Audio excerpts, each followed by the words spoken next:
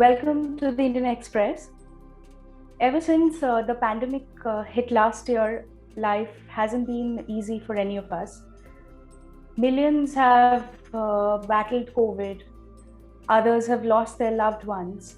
And in the midst of all of this, the new normal has not been easy, and it has impacted our mental well being immensely. There has been a remarkable increase in mental illnesses, and people have been constantly stressed and they have been constantly fatigued. So, how does one cope with it? Is yoga or meditation in particular the answer, as experts recommend?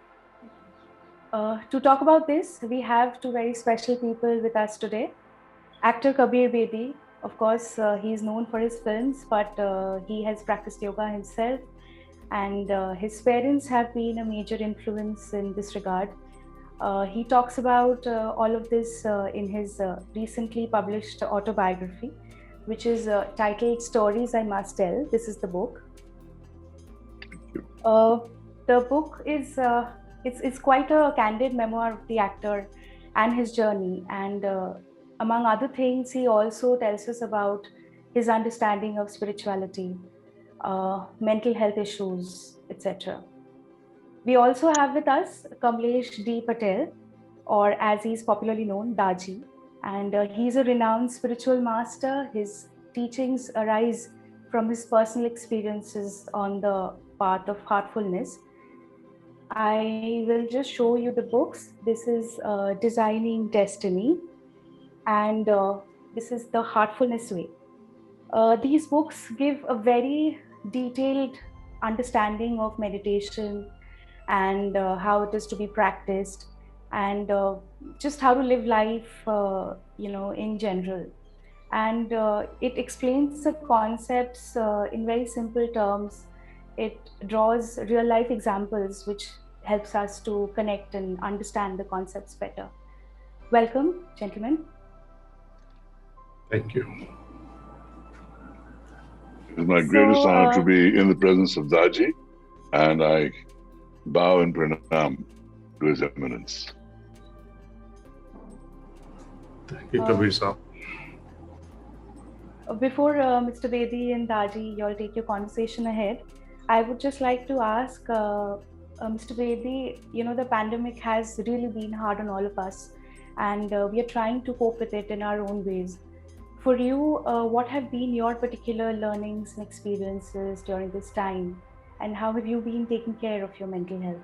Well, it has been a time of immense trauma for everybody, because suddenly, from the world being normal like we thought it was on January 2020, everything changed dramatically. The world that we knew disappeared.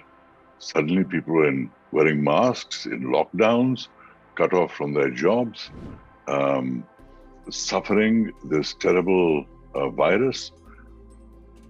And I think it came as a collective shock to all of us. And the first thing that happens in shock is disbelief. We don't quite believe this is happening. It's all going to go back to normal. And we have to realize that this is not going to go back to normal. There's a whole new order that's going to come from this. But equally, I feel deeply for those who've suffered. I feel deeply for those who have been robbed or denied their employment because of the lockdowns and the cutoffs done. But for me, I chose to make it a time when I sat down and wrote my book. And that absorbed me completely. Because, as the old saying goes, in every crisis there's an opportunity. And for me, the opportunity was that I was cut off from all sorts of distraction, and I was able to focus on something I'd wanted to do for many years. And I suddenly, in that time, had the clarity on how to write this book, and I wrote this book. And that is my advice to everybody. Find a focus that will take your mind off the suffering constantly, and find ways of channelizing your energy in ways that is productive, creative, and helps your evolution, even in a time of crisis. Daaji, if I can come to you, like I said, experts have been recommending meditation and yoga to relax ourselves and to be fit and healthy during the pandemic.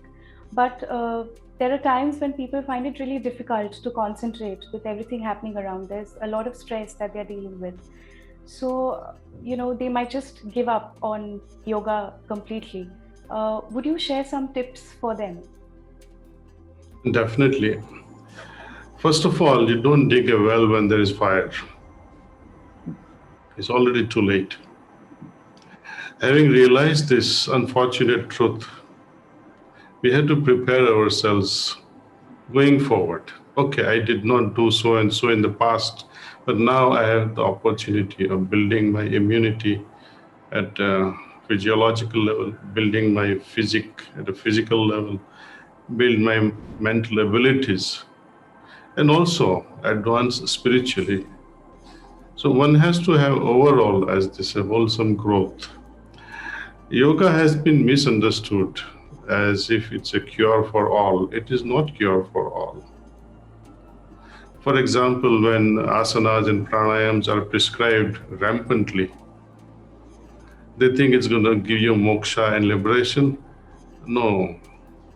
When you act at a physical level, when you are breathing away like those ventilator machines, how is it going to affect your soul? No.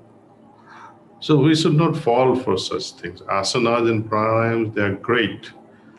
They affect only at a physical level. They improve our health at a physical level. There is much more to it than that. We have what we call emotional body. We have mental body, which are quite vital, more than physical. But I would like to pay equal attention to all though. But given a choice, I would pay more attention to my mental and emotional well-being. See? And the highest is of spirituality. You see, often in the physical world, we try a lot. For example, person who is going to grow 5'5", is going to be 5'5". Maybe with exercise, might grow 5 feet, 5.5, but not more than that. You can't achieve the heights of Kabir Bedi, right? But in the mental world, there is a greater freedom. A son of a farmer coming from huts and villages that Kabir Sahib has described in his books can become a PhD, right? There's a greater freedom as we go inward. In the spirituality, there is no limitation. It's an infinite, wide open field. But all our efforts today are zero at spiritual level, very minimal at mental level, and almost all the efforts are at a physical level. So it's a whole effort are going in a wrong direction, you see. So one will have to become more defensive, increase the immunity, and lead a life adjusting around it. Just as one can write a book like Kabir Sahib, a great book. And I highly recommend that book to everyone, all our friends, all our satsangis. And likewise, find your own choice, find your own, what they say, the niche corner where you like to explore. You want to do the cycling, you want to play music, you want to learn music, you want to learn acting. Pursue your passion. This is the perfect time for it, see. So in short, I have covered a lot actually.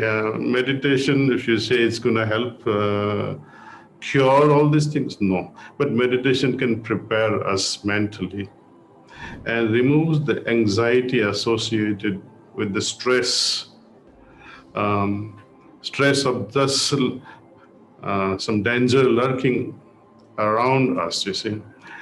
So as far as stress and anxiety is concerned, yes, meditation can help. As part of my mother's journey into Buddhism, I was also ordained as a Buddhist monk in Burma, and went about with this begging bowl in the morning, getting alms and meditating. And I had the great good fortune of being taught Vipassana meditation by the great Mahasi Sayadaw, who was the guru of Goenkaji.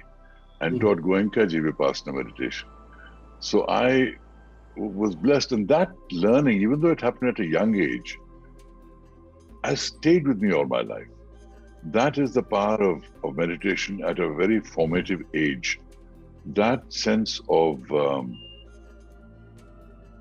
being able to observe your mind and emotions, that quality has remained with me. And the times that I forgot that, it was to my cost. Each time there is a new level of push that will be required, a new trend, because we have a tendency to become, I'm used to it now, I'm so content. And discontent is important. Discontent is important. It's the root of a lot of creativity too. Yes. A lot of creative people create because of that inner discontent, the conflict of previously unassociated ideas coming together to create a creative third. And it's interesting that you say that spiritual discontent is also important because it takes you to another level. Yes. And with the help of this Pranahuti, I tell you the magic of Pranahuti. I had once an opportunity of addressing philosophy students in Drexel, Philadelphia. I was a pharmacy practicing in New York. It used to take me 2-3 hours going there for a weekend, lecturing these boys and girls. We had a 20 boys and girls team, students who opted for philosophy classes. And philosophy department, they knew about our way of meditation, so they invited. And since we don't charge, they were very happy to invite us, you see. So there I started that in order to bombard them with direct Indian philosophy, I said, look, you pick your own way of meditation. Choose any way you like. You Google and you find out how to meditate. Ask your neighbors, ask your father, ask your mother, ask other students you like, and then find your own method of meditation. So there were 20 different ways of doing things. And then I said, now you exchange your methods the next week. And it went on for 6 weeks like that. See, everyone would meditate as per the method given for that week and write their best experience. Then I would lead them to this heartfulness way of meditation, but no transmission or no pranahuti at that time. Because I wanted to tell them the difference. Even though you may have the same method, but without this added element of pranahuti, that method is not as effective. See? Yeah. So I demonstrated them through a practical way that, look, when you meditate with pranahuti, with this transmission, your experiences will be different. And those days, these EEG probes and all those, they were not in vogue. I mean, they were there, but not in day-to-day life. Now we did conduct experiments with EEG probes, where they measure electroencephalographically the waves, the brain waves. A lot of Buddhist monks had undergone these. That's right. There have been major studies done on them, yes, in American universities. Yeah. And there, especially Vipassana meditation, mindfulness, and all that. And the condition was the subjects who were under experimentation, they had on their, what we can say, on their aggregate of about 15 to 20,000 hours of meditation backing their practice. So they were not new, and they were able to go into delta wave, slowly into it. The deepest state, yes. Okay. Now, what is this delta wave? In EEG, when we measure, like if you have a child who is 5-year-old and you measure EEG, it'll be very fast, but their mind is so rapidly working, see. Versus if you're reading a book, you're absorbed, your waves will slow down because your mental activities are slow. So the magnetic field or electromagnetic field also responds accordingly. It slows down, see. When you are about to go to sleep, it also slows down. When you're in a dream state, it further slows down. And when you're in a deep sleep state, it from 30 waves, it will come down to 3 waves per second. So that is delta wave. In meditation also, something like that happens. Not that you're sleeping. Sleeping means you're not aware. Right? But with this heartfulness way of meditation, even if you are new to this meditation, even if you're a first-timer meditator, you will achieve this delta wave in no time.